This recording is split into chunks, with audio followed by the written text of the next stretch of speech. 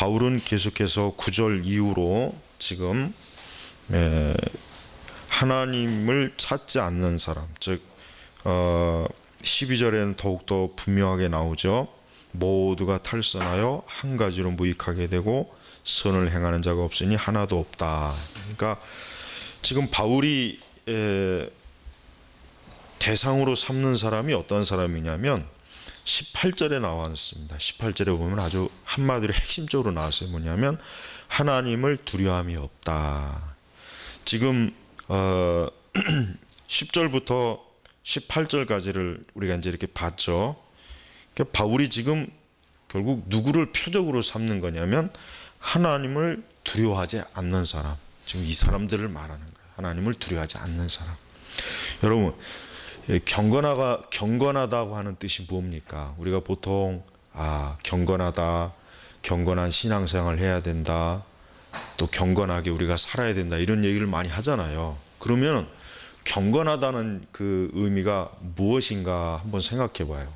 그냥 보통 경건하다, 기도 많이 하고 예배 잘 드리고 또 봉사 많이 하고 뭐 이런 것들을 그냥 일반적으로 얘기할 수가 있어요. 근데 단 한마디로 얘기하면 뭐냐면 경건한 사람은 하나님을 두려워하는 사람이에요. 경건한 사람은 하나님을 두려워하는 사람이에요. 구약 성경에서 요셉이라고 하는 그 사람이 그 하나님 앞에 참 경건함을 아마도 가장 잘 보여주는 사람이에요. 왜냐하면 요셉이 그 보디발의 그 아내, 그 애굽에 그 팔려가서 이제 종로로 됐지 않습니까? 근데 그 요셉이 그 나이가 한참 청소년 시기란 말이에요. 그리고 좀 더 아마 시간이 더 지났으니까 이제 한 20대 전후가 될 거예요. 그런데 요셉은 그 보디발의 아내의 유혹을 받았을 때 그가 뭐라고 했냐면은 내가 어찌 하나님 앞에 득죄하리까라고 했습니다. 그게 바로 경건이에요. 그게 바로 경건입니다.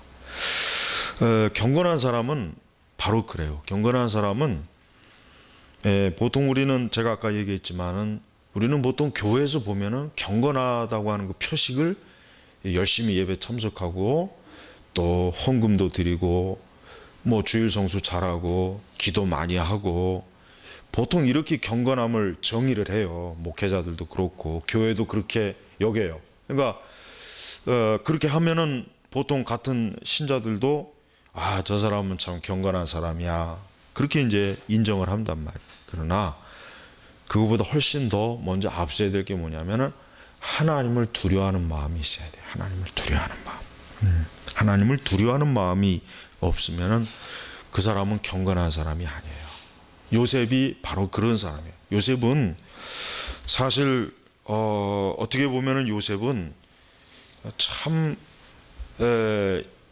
정말 원치 않는 그러한 상황에 빠져서 참 고통스러운 환경 가운데 있단 말이에요. 애굽에서 종로로 탄다는 게 이게 쉬운 게 아니거든요. 어려운 거란 말이에요. 그러니까 요셉이 그 보디발의 아내의 유혹을 받았을 때 요셉이 정말 그냥 아무렇지도 않게 그 죄악을 범할 수 있었고, 또 만약에 내가 좀 더 이렇게 하면은 좀 더 편하지 않을까, 좀 더 내가 괜찮은 그런 좀 보직을 받지 않을까, 또 이런 생각도 할 수가 있단 말이에요. 여러 가지로 자기에게 뭔가 좀 이걸 잘 이용해서 자기가 좀 유익을 얻지 않을까, 이런 생각도 할 수가 있었단 말이에요. 일반적으로 사람들은. 그러나 요셉은 단호하게 요셉은 주저하는 것도 없었어요. 거기서 고민하는 게 없었단 말이에요. 고민. 그냥 단호하게 내가 하나님 앞에 어찌 득죄하리까. 그러니까 요셉이 그랬잖아요. 그게 바로 사실은 경건이에요. 여러분, 하나님을 두려워하는 사람은 그의 생각과 삶과 그의 삶의 중심과 그의 모든 것들이 항상 하나님에 대한 두려워하는 마음, 또 하나님을 사랑하고 경외하는 마음을 갖고 있는 거예요. 갖고 있는 것입니다. 그런데 여기서 이제 우리 두려움을 좀 더 분명하게 좀 정의를 해봐야 돼요. 우리가 하나님을 두려워한다고 했을 때 형벌의 두려움을 가지고 하나님을 두려워하는 게 아니에요.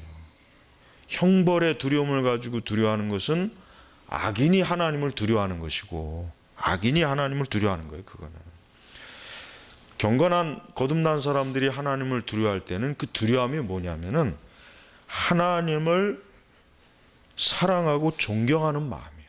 존중하는 마음. 이게 두려움이란 말이에요. 그러니까 우리가 하나님을 두려워함에 대해서 다시 한번 잘 여러분 이해를 하셔야 됩니다.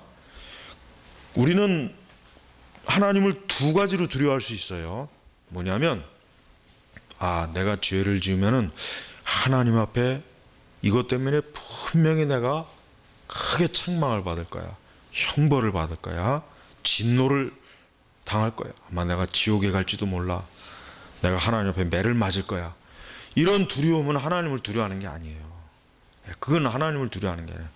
진짜 성도의 두려움이 뭐냐면 하나님에 대한 그 존중하는 마음이 그게 바로 하나님을 진짜 두려워하는 사람이에요.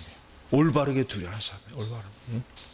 그래서 하나님께서도 나를 존중하는 자를 내가 존중한다 그랬단 말이에요. 나를 존중한다는 게 뭐냐면 하나님을 올바로 두려워하는 거예요. 올바로. 우리가 하나님의 영광, 하나님의 권위, 그분의 존귀하심, 그분의 그 거룩하심, 우리가 이런 것들을 생각하면서 하나님을 존중하고 존경하는 마음, 이게 바로 두려움이란 말이에요. 이게 두려움. 그러니까 지금 바울이 말하는 것은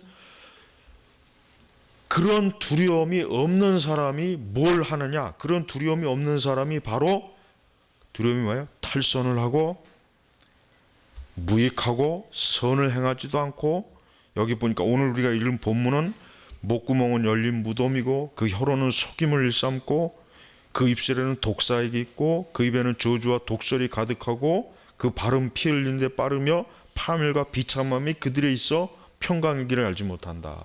누구한테 이게 있다는 거예요? 누구한테? 바로 하나님을 존중하지 않은 사람, 그런 사람들이 바로 이와 같은 특징을 나타낸다는 뜻이에요. 지금 이와 같은 특징을. 악은 어디서 발생합니까? 악은 어디서 발생하냐면 하나님을 무시하는 데서 악이 발생해요. 악이 어디서 생기느냐?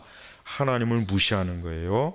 하나님을 두려워하지 않는 거예요. 하나님을 우습게 여기고 하나님을 어때요? 전혀 자기의 생각과 마음과 자기의 삶의 중심에서 하나님의 존재를 아예 고려하지 않는 사람, 이런 사람들이 뭐예요? 불경건한 사람, 이런 사람들. 그러니까 이런 사람들은 어떻습니까? 이런 사람들은 자기가 하고 싶은 대로 다 합니다. 어떻게 합니까?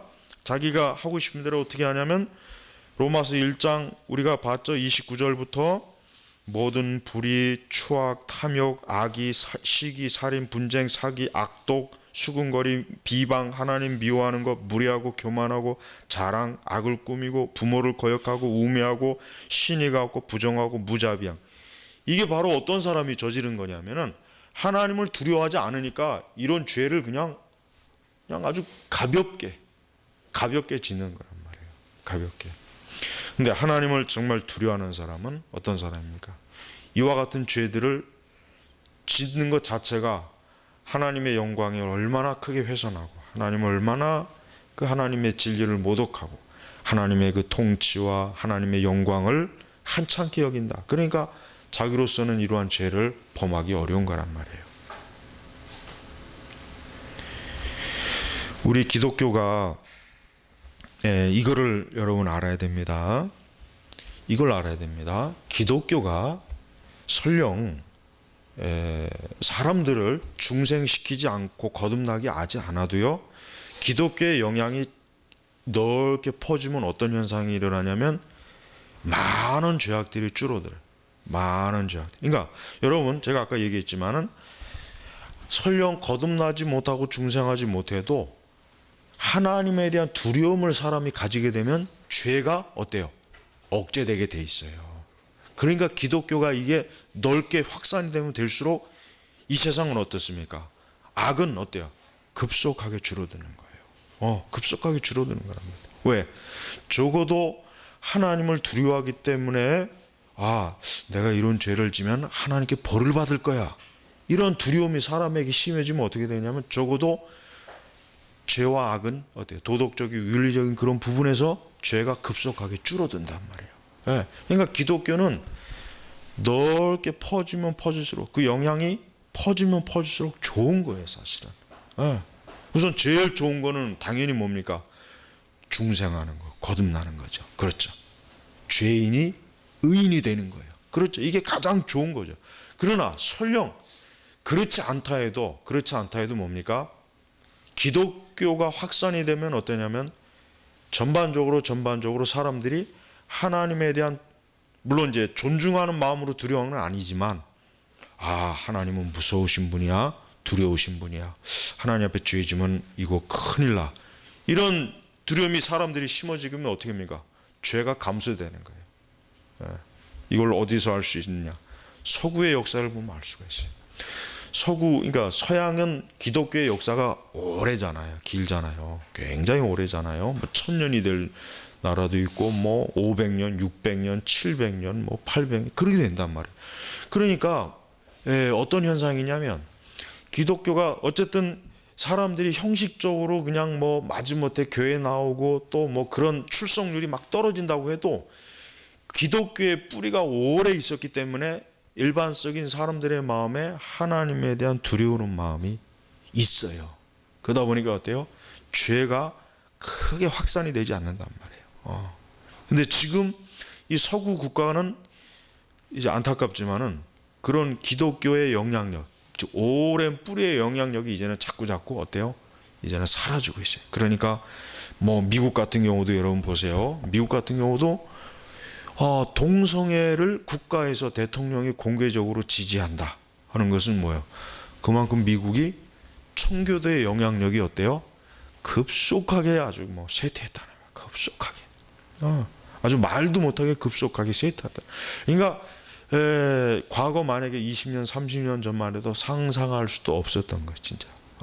사실 20년, 30년 전도 미국이라는 나라는 많이 타락했는데 만약에 그때라도 만약에 동성애를 지지한다 그래도 아마 난리가 날 거야. 아마 절대 그 사람은 대통령 못 돼요.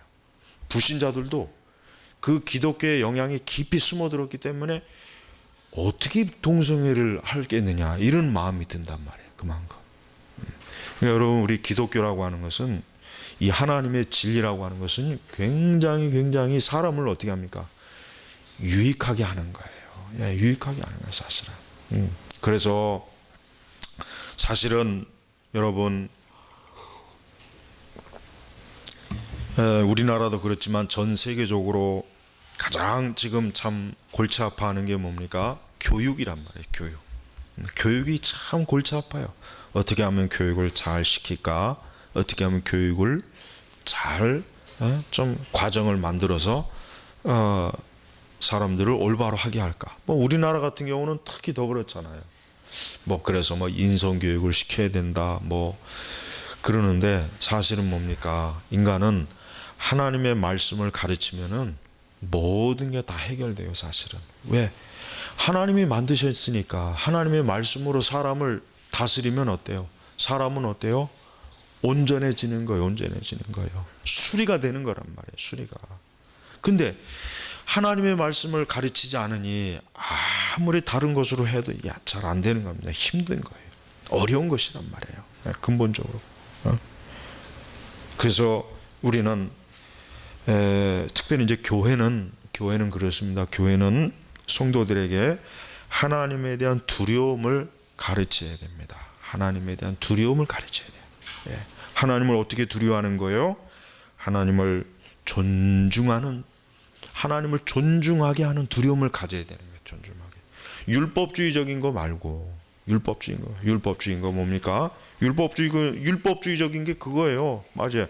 하나님은 뭔가 내가 조금 잘못하면 나에게 뭔가 크게 막 화를 내시고 진노하시고 책망하시는 이런 그 두려움은 사실은 율법주의 두려움이에요. 사실은 물론 이것이 전적으로 나쁘다는 건 아닌데, 진정한 성도라면은, 진정한 참된 성도라면은 뭡니까? 참된 성도는 하나님의 아름다움 때문에 하나님을 두려워하는 거예요. 예. 여러분이 그 에도 이제 신앙 감정론을 읽어 보셨다든가, 아니면 제가 요즘 그 감정론을 쭉 요약하고 있잖아요. 그 카페에다가 바로 그거예요. 참된 신자의 경건함은, 참된 신자의 그 마음의 태도는 뭡니까?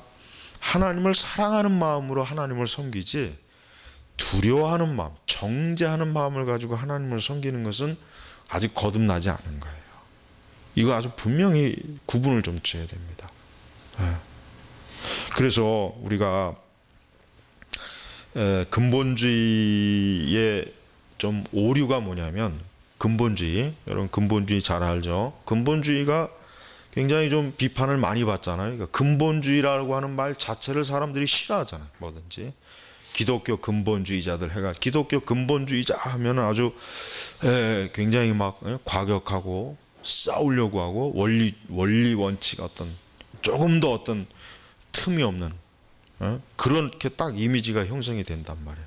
근데 이제 근본주의의 역사, 기독교의 이제 근본주의 역사를 가만히 보면은, 근본주의가 참 복음의 교리의 그 순수성을 지키려고 하는 열심은 참 좋았는데, 근데 이제 근본주의가 좀 잘못한 게 뭐냐면은 율법주의적으로 그것을 적용했기 때문에, 올바른 교리를 가르치고 교리를 우리가 지키자, 교리를 보호하자, 우리가 이 자유주의자들과 이 기독교를 파괴하는 이 악한 세력들로부터 우리가 이 성경의 진리를 보호하자, 지키자, 이거는 참 좋았는데, 문제는 뭐냐면 너무 뭡니까? 사람들에게 이 하나님의 아름다움과 영광스러움을 가리키는 것보다는 교리의 어떤 순수성만을 강조하다 보니까 어때요? 사람들이 하나님을 사랑하고 그 영광스러워하는 마음으로 하나님을, 진리를 바라본 게 아니라 뭐예요? 두려워하는 거예요. 형벌. 내가 이것을 지키지 않으면은 하나님이 내게 벌을 내리실 거야. 내가 주일 성수 안 하면 하나님이 나를 아마 또 크게 뭔가 문제가 생기게 할 거야. 그러니까 이런 두려움을 자꾸 가지게 한단 말이에요. 근본주의가. 그러니까 그거는 우리가 좀 구분을 해야 돼. 그거는 좀 짚고 넘어가야 돼요. 여러분이 신앙생활 하도 그렇습니다. 우리가 신앙생활 할 때도 그래요. 신앙생활이 즐겁고 정말 기쁘고 자유함 가운데서 하려면은 하나님을 사랑하는, 하나님을 존중하고 하나님을 경외하는 마음, 하나님을 존중하고 존경하는 마음, 하나님의 영광을 정말 바르게 인식하면서 하는 신앙생활 하는 사람인, 그 신앙은 정말 기쁨이 오고 자유가 있는데, 형벌의 두려움을 가지고 신앙생활하는 사람은 항상 그 신앙에 침체되고 힘이 없고, 또 그 신앙이 무거운 짐이 돼요. 하나님을 예배하고 교회 다니는 게 전혀 기쁨이 없어요. 어떤 마음에 조금 더 그것이 좋다는 생각이 안 들어요. 그냥 할 수 없이 억지로, 그냥 의무감에, 아니면 책임감에. 그거는 참된 성도의 하나님을 존중하고 두려워하는 마음이 아니란 말이에요. 그리고 이제 더 나쁜 것은 뭡니까? 하나님을 존중하지 않는 사람은 뭐예요? 하나님을 존중하지 않는 사람은 하나님 빼고는 다른 걸 또 다 두려워해요. 여러분, 이 세상에 하나님 믿지 않는 사람들을 보세요. 얼마나 미신적이잖아요. 미신적. 예를 들면 몇백 년 된 나무가 있으면 그 나무도 함부로 손을 못 대죠. 그것도 손 대면은 무슨 저주가 온다는 둥, 무슨 조금만 어떤 자연의 어떤 큰 무엇이 있으면은 그걸 또 막 숭배하잖아요. 그러니까 하나님을 두려워하지 않는 사람은 반대로 뭘 두려워하냐면 미신을 두려워해요. 미신. 우상을 두려워해요. 우상을 두려워합니다. 아주 굉장히 그 우상을 크게 두려워해요. 그래서 하나님을 두려워하지 않는 사람은 무엇을 두려워합니까? 죽음을 두려워합니다. 하나님 믿지 않는 사람은 죽음을 두려워합니다. 왜? 그에게는 죽음 이후에 대한 확고한 어떤 믿음과 사실을 알지 못하기 때문에. 그에게 있어서 죽음이라고 하는 것은 뭡니까? 어두컴컴한 곳에 내 동댕이 치는 거기 때문에.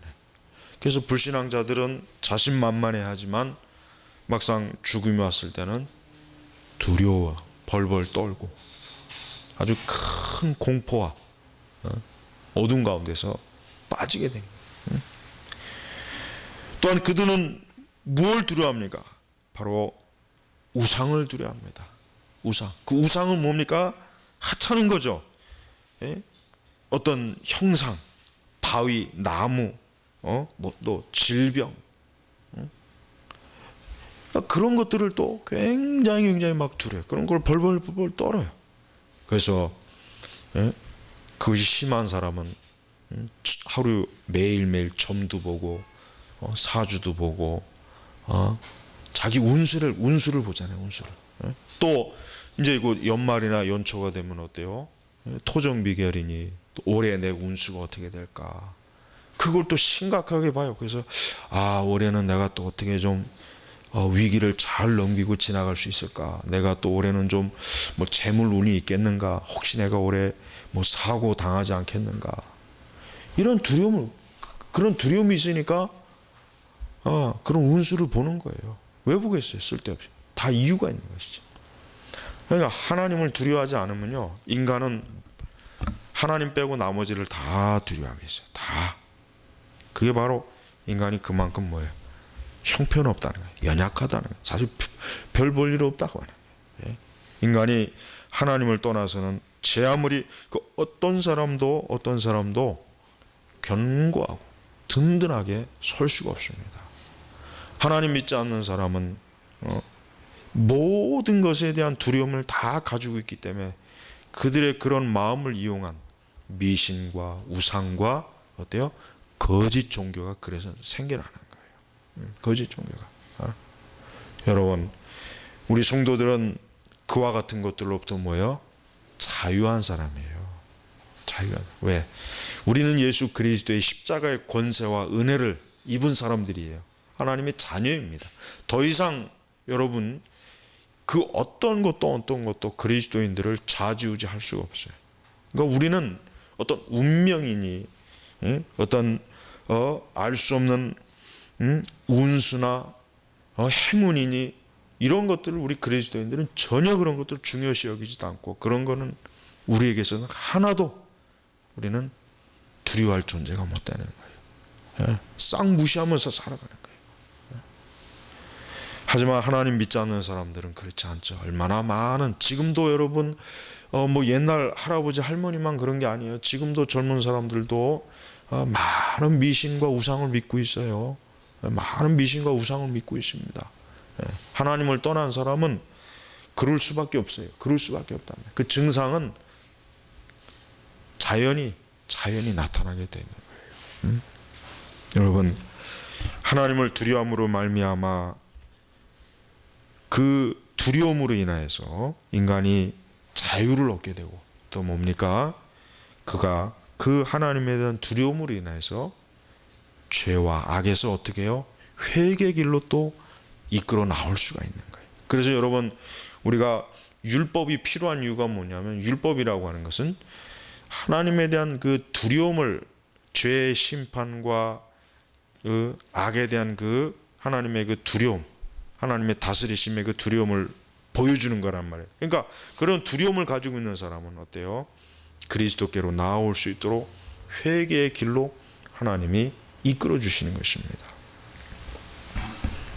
이렇게 바울은 그들의 눈앞에는 하나님을 두려움이 없다. 하나님을 두려움이 없기 때문에 뭐가 생깁니까? 13절에 보니까 그들의 목구멍은 열린 무덤이고 그 혀로는 속임을 일삼으며, 이게 지금 뭘 말하는 거냐면 거짓 가르침을 베푸는 자들이에요. 거짓 가르침, 그 이단자들. 그러니까 그들의 목구멍은 열린 무덤이고 그 혀로는 속임을 일삼으며, 이단자들이 바로 그런 자들이거든요. 신천지나 하나님의 교회나 최근 몇 년 사이에 우리나라 그 기독교를 그냥 막 뒤흔드는 이단 세력들이, 특히 신천지와 하나님의 교회, 요것들을 보십시오. 그들의 목구멍은 열린 무덤입니다.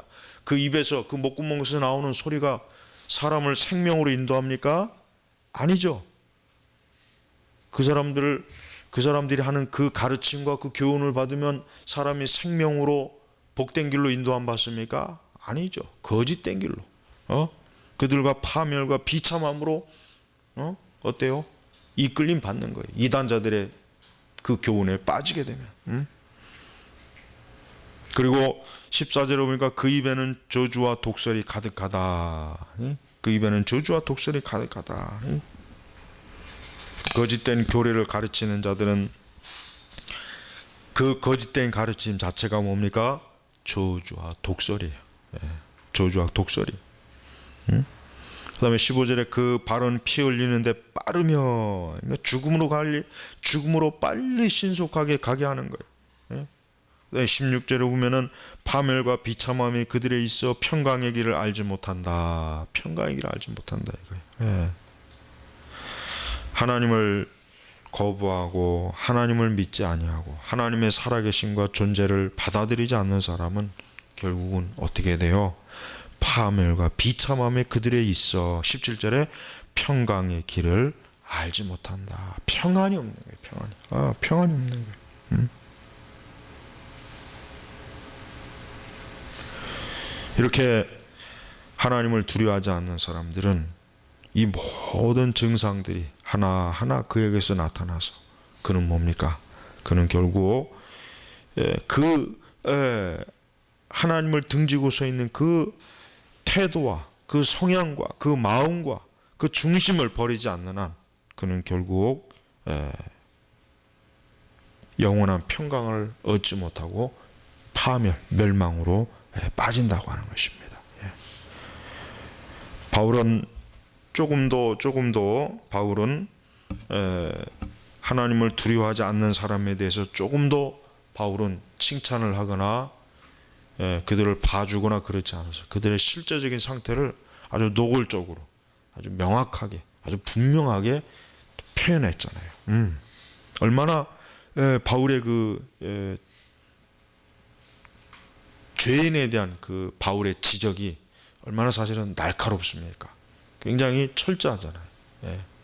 그래서 하나님을 두려워하지 않는 것이 얼마나 무섭다고 하는 것을, 즉 무섭다, 두렵다 하는 것을 여기서 지금 가르쳐 주는 것이에요.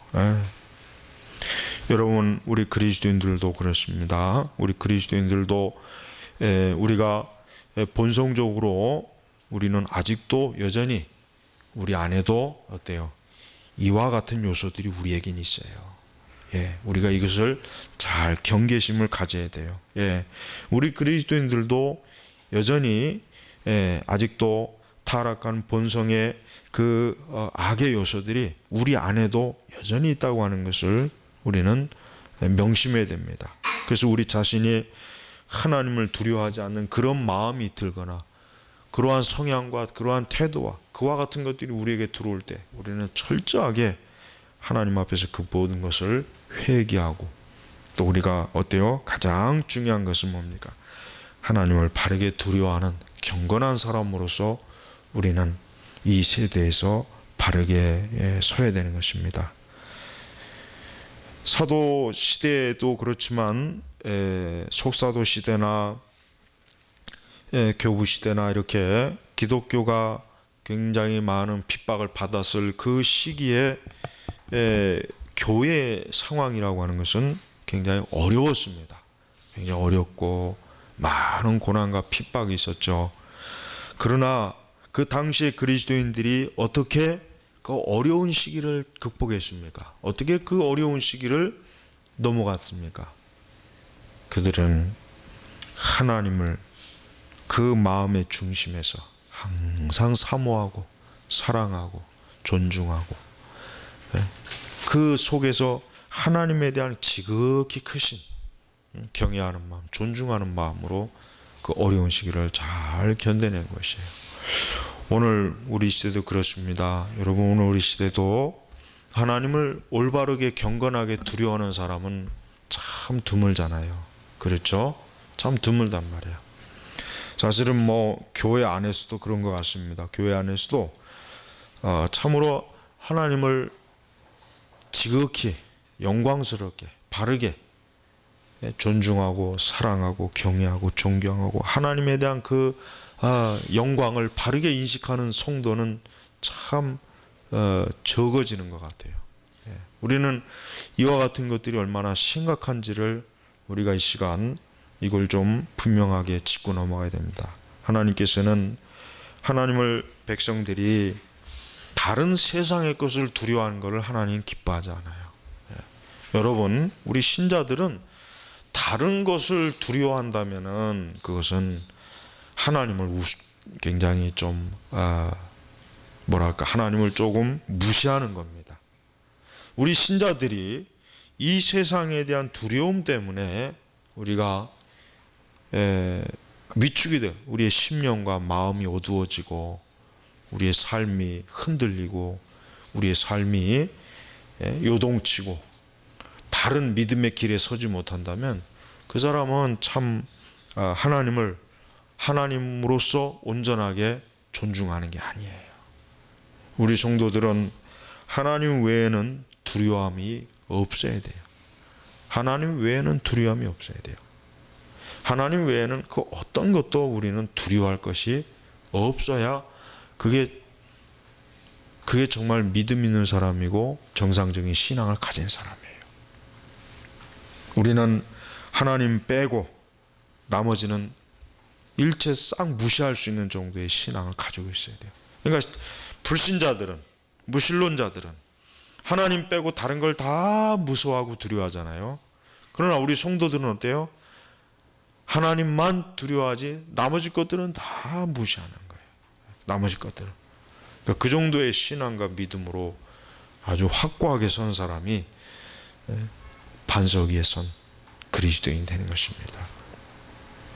어느 시대든 성도를 항상 뒤흔드는 시대입니다. 우리 시대만 그런 게 아니라 과거에도 그랬고 앞으로도 그럴 것이에요. 이 세상은 그리스도인 하나님의 자녀들을 항상 뒤흔들어 가지고 하나님의 자녀들을 어때요? 엉망진창으로 만드는 게 이 세상의 목적이에요. 하지만 우리가 철저하게 하나님을 우리의 마음의 중심에서 붙잡고 있을 때, 진리를 붙잡고 있을 때 세상이 아무리 우리를 흔들어도 우리는 반석 위에 놓여 있기 때문에 우리는 견고하게 설 수가 있는 것입니다. 여러분에게 이 하나님을 외에는 다른 어떤 것도 두려워하지 말고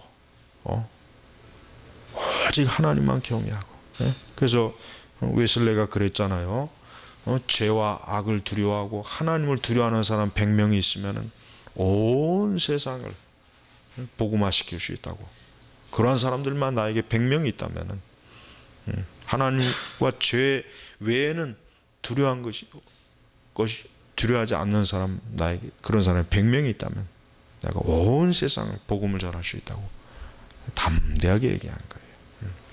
그렇습니다. 그 시대도 그렇고 이 시대도 그렇고 정말 그러한 사람들이 많아야 되는데 그러한 사람이 적다고 하는 것이 항상 참 안타까운 것입니다. 우리는 전적으로 하나님만을 참되게 두려워하고 경건하게 그분을 소망으로 삼는 참으로 반석 위에 선 성도가 되기를 주의 이름으로 축복합니다. 기도하겠습니다. 하나님 아버지 감사합니다. 하나님을 두려움이 없는 많은 사람들이 참 우리 가까이에 얼마나 많이 있는지 또 우리의 주변에도 많고 이 세상에 가득 차 있습니다. 그러나 우리는 오직 하나님을 경건하게 두려움으로 하나님을 전적으로 우리의 삶의 중심에서 기둥으로 반석으로 삼아 우리가 견고하고 흔들리지 않는 믿음의 사람들이 되게 하여 주시옵소서. 감사하며 우리 주 예수님의 이름으로 기도 올렸습니다. 아멘.